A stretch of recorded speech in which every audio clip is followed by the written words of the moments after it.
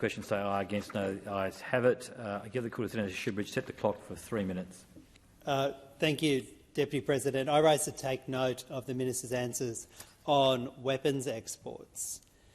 Few people know that Australia has one of the most secretive and unaccountable weapons export systems in the world.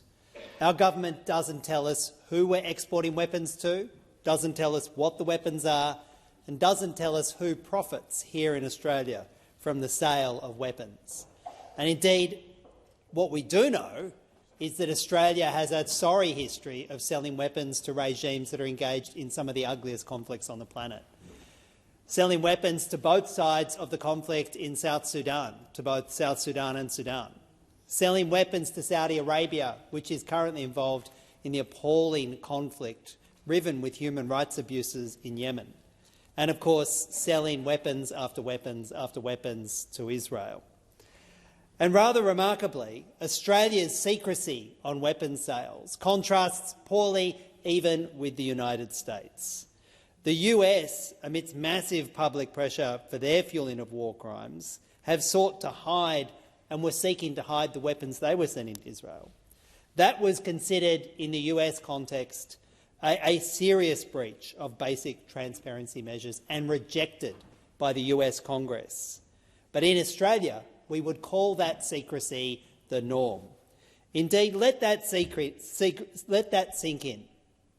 We are more secretive and less accountable in the way that we export weapons than the US military-industrial complex. There are more secrets about Australia's exports than that of the US. And if you really want to find out about Australia's weapons purchases, most often you find it out from disclosures in the US Congress. Australia should not be fueling war crimes, and Australia should be transparent about the weapons it's sending to fuel conflict around the globe. I want to read a quote from the Executive Director of the Australian Centre for International Justice, Rowan Arif, who said, "Australia's role in exporting arms material to Israel must be exposed. If Australian-made weapons are being used against Palestinian civilians, our clients and the public deserve to know.